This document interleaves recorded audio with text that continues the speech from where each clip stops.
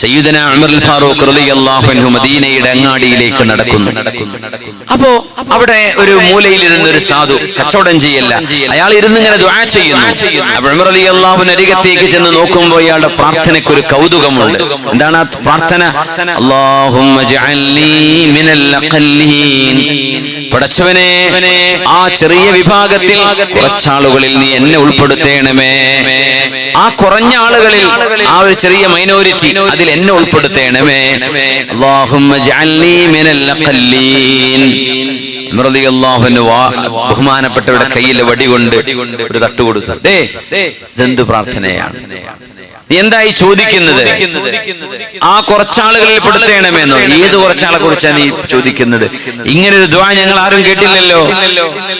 അദ്ദേഹത്തിന്റെ മറുപടി, യാ അമീറൽ മുഅ്മിനീൻ അമാ യഖൂലുല്ലാഹ്, അല്ലാഹു പറയുന്നത് നിങ്ങൾ കേട്ടില്ലയോ അമീറുൽ മുഅ്മിനീൻ? വഖലീലും മിൻ ഇബാദിയശ് ശകൂർ, വളരെ കുറച്ചാളുകൾ മാത്രമാണ് എന്റെ അടിമകളിൽ നന്ദി ചെയ്യുന്നവരെ. ആ കുറഞ്ഞ ആളുകളിൽ എന്ന് പറഞ്ഞാൽ നന്ദി ചെയ്യുന്നവരിൽ എന്നെ ഉൾപ്പെടുത്തേണമേ.